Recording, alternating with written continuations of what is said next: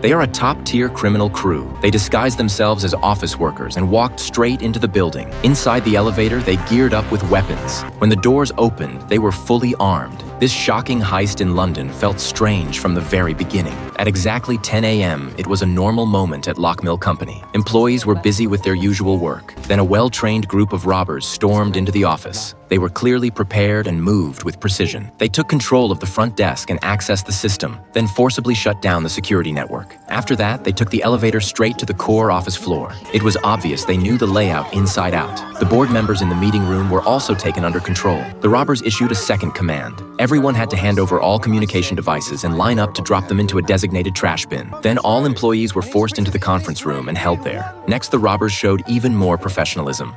Anyone in the trade processing team, stand up.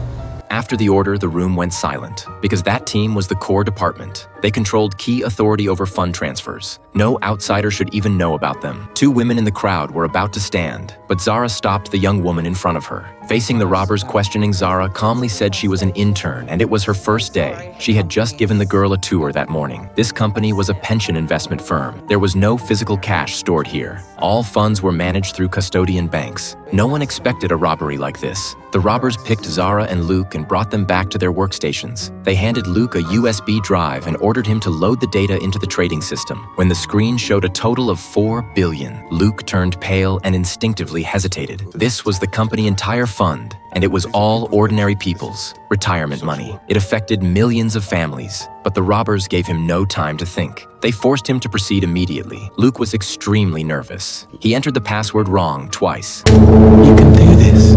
That cold threat left him no choice. He forced himself to calm down. On the third attempt, he successfully loaded the transaction. But this was only the first step of the plan. According to company rules, large transfers required approval from 3 board members. The robbers already knew the process. They picked 3 authorized directors from the meeting room and forced them at gunpoint to sign one by one. The third step required verification from the transaction team. This task fell to Zara under threat. She did not dare make a mistake. She took a deep breath and completed the verification and submitted the transfer request to the custodian bank. Now came the final and most critical step. For such a large transfer, the bank would definitely call to confirm. Luke stared at the ringing phone, his whole body shaking. The fear from earlier came back. He could not control his emotions anymore. At that moment, Zara put the call on speaker. Facing the bank's questions, she claimed it was a new hedge fund decision. The banker sensed something off in her tone and asked why the amount was as high as £4 billion.